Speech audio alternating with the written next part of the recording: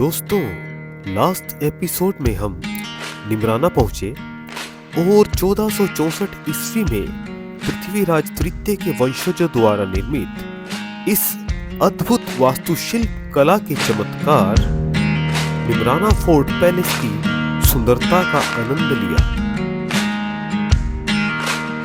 तत्पश्चात हमने फोर्ट के पास के जंगल के अछूते प्राकृतिक वातावरण को अनुभव किया।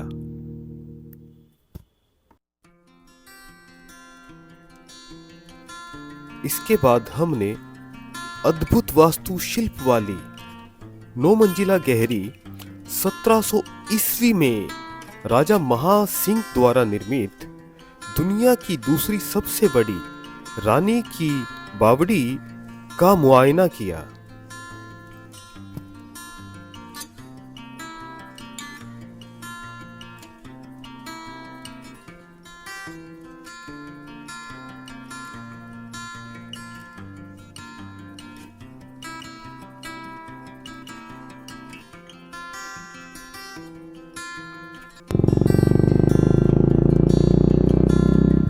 तो भाई अब समय आ गया है कि हम निमराना को गुड बाय बोलें और अपने सफ़र में आगे बढ़ें।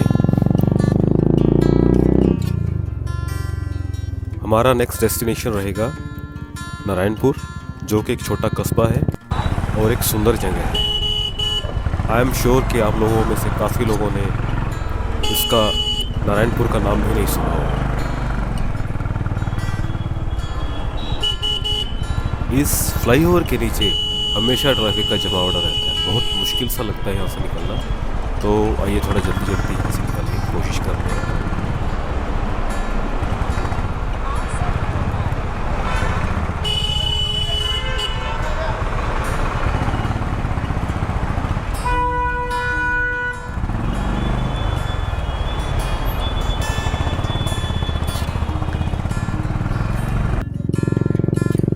ओ भाई, finally manage to escape the traffic.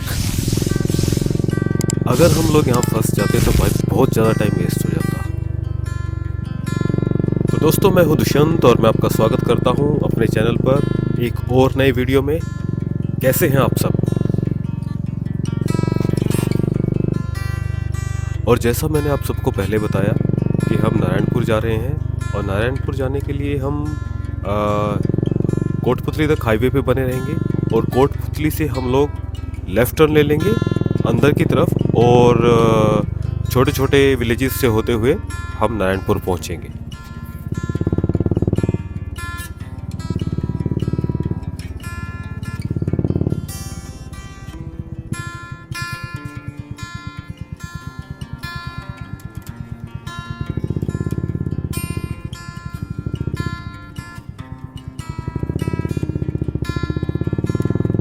तो मैंने कठपुतली फ्लाईओवर से लेफ़्ट टर्न ले लिया है और मैं आपको दिखा नहीं पाया। ये टर्न मैं आपको दिखा नहीं पाया क्योंकि कैमरे की बैटरी ऑफ हो गई थी और अभी मैंने दूसरी बैटरी चेंज करी है।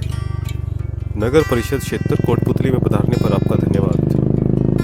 नज़ारा काफ़ी सुंदर है यहाँ का और हरियाली हरियाली भरी पड़ी है चारों तरफ। और अगर आप दूर देख सकते हैं तो दूर पे आपको छोटी छोटी अरावली की पहाड़ियाँ दिखाई देंगी। टोल प्लाजा आ गया है सामने, पर अच्छी बात यह है कि भाई बाइक वाले को तो टोल देना नहीं पड़ता है यहाँ पर। तो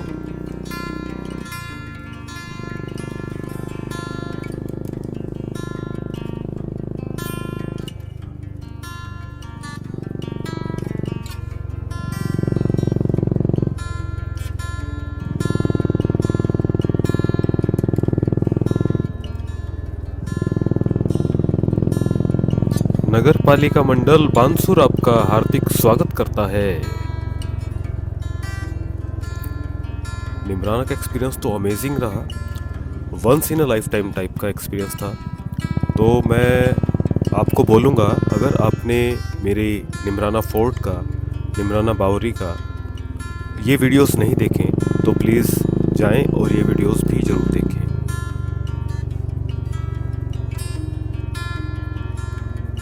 मैं इन वीडियोस के लिंक इस वीडियो के डिस्क्रिप्शन में डाल दूंगा।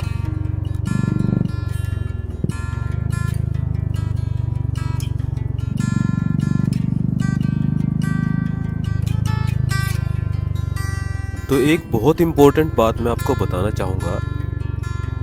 अगर आप राजस्थान अलवर के ईस्ट साइड में ट्रैवल कर रहे हैं,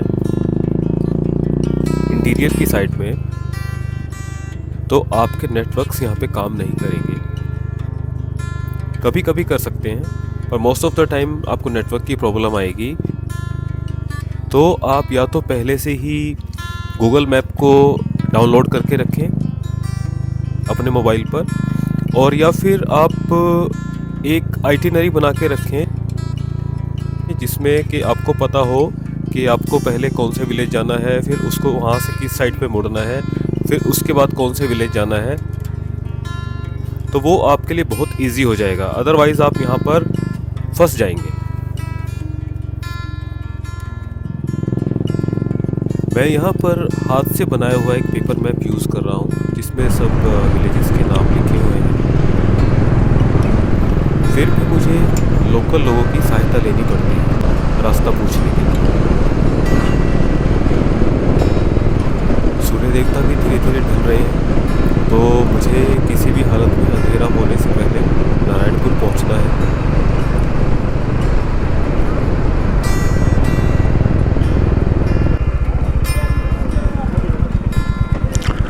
भाई नारायणपुर। हाँ हाँ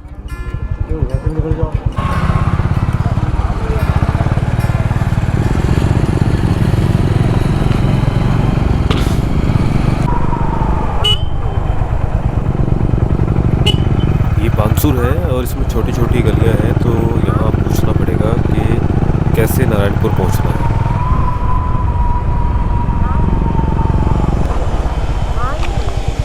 भाई नारायणपुर।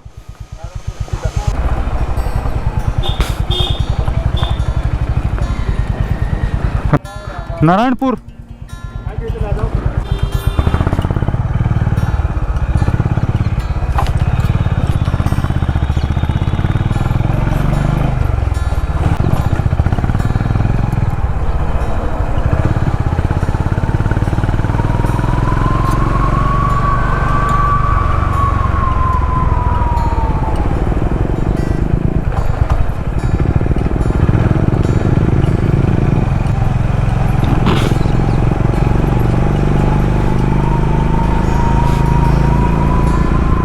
तो फाइनली हम लोग नारायणपुर पहुंच गए हैं।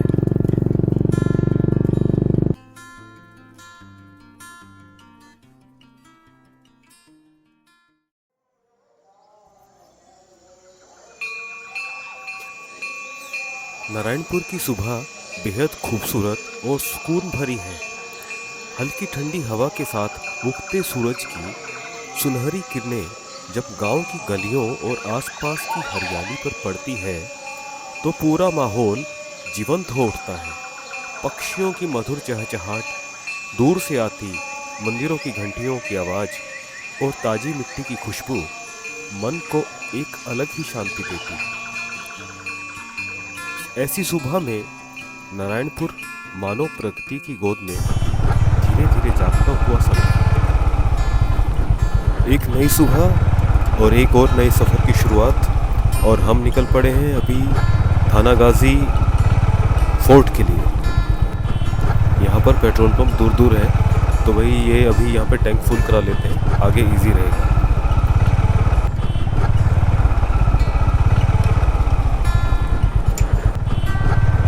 नमस्कार जी, नमस्कार। कैसे हो? अरे मजे हैं। कितना करना है? दे दो 2-3 घूंट। 2-3 घूंट? हाँ फुल करूँ? कर दो, फुल कर दो। कितना? 1000 रुपये का आ गया। अच्छा जी। तो भाई गाड़ी में 1000 रुपीज़ का पेट्रोल डल चुका है और टैंक फुल है, और अब हम निकल पड़े हैं थानागाजी किले के लिए।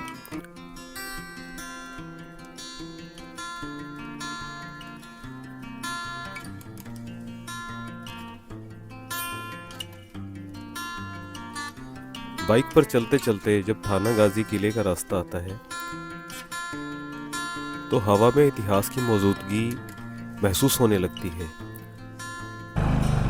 चारों तरफ फैली अरावली की पहाड़ियाँ, कच्चे पक्के रास्ते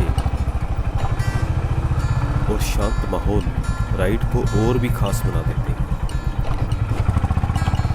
यह किला भले ही अब खामोश हो, लेकिन इसकी दीवारें आज भी अपने समय की कहानियां बयां करती हैं। बाइक की आवाज़, खुला आसमान और सामने इतिहास का ये निशान, ऐसा लगता है जैसे सफ़र नहीं बल्कि अतीत से होकर गुजर रहे हैं।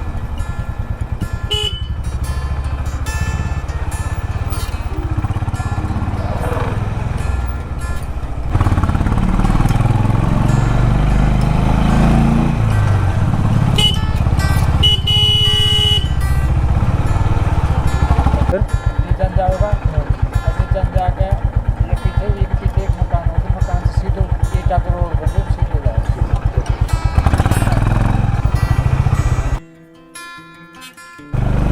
यहाँ से चढ़ाई काफ़ी खड़ी है, काफ़ी स्टीप है।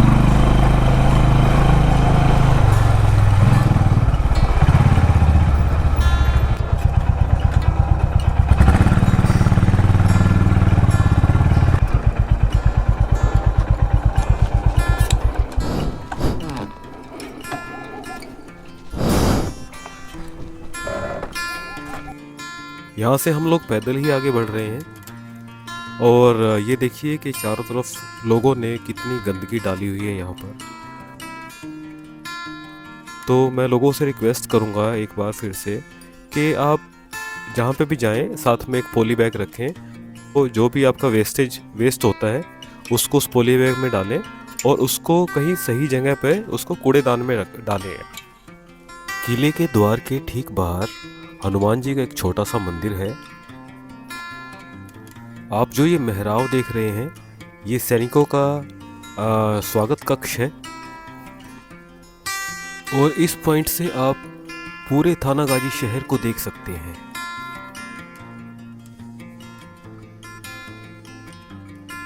आइए किले के अंदर चलते हैं और किले के मुख्य द्वार के ऊपर जयपुरी स्टाइल से ये झरोखा बना हुआ है।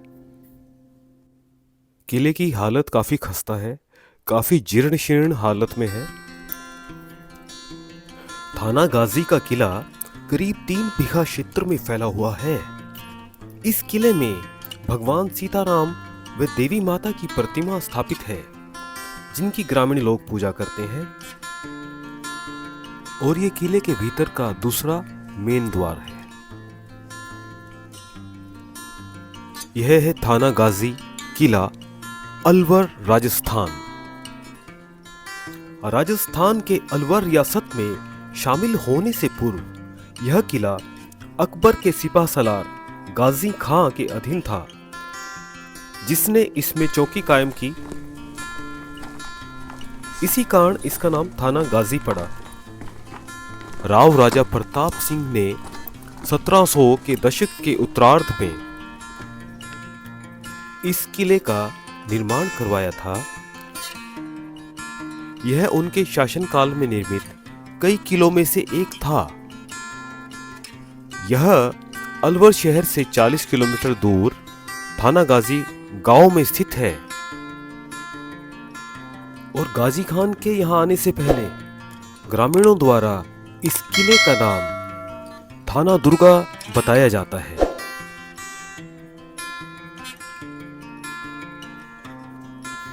किला एक छोटी पहाड़ी पर बना है और थानागाजी के स्थानीय बाजार और खेतों से घिरा हुआ है।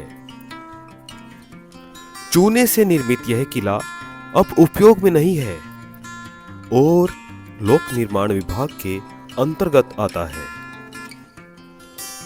यह संरचना लुप्त होने के कगार पर है। किले की अधिकांश दीवारें और छतें पहले ही ढह चुकी हैं।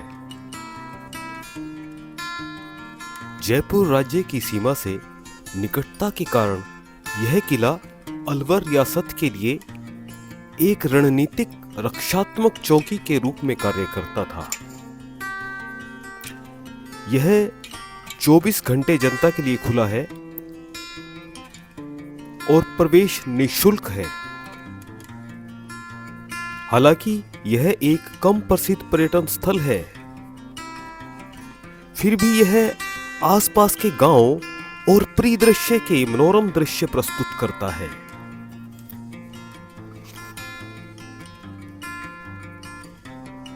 अंत में मैं प्रबंधन संस्था से अनुरोध करूंगा, ये हमारी ऐतिहासिक विरासत है, इनका अच्छे से रख रखाव किया जाए या फिर किसी प्राइवेट संस्था को दिया जाए जो इनका निमराना फोर्ट पैलेस की तरह से रिनोवेशन करके और उसका उचित रूप से प्रयोग कर सके।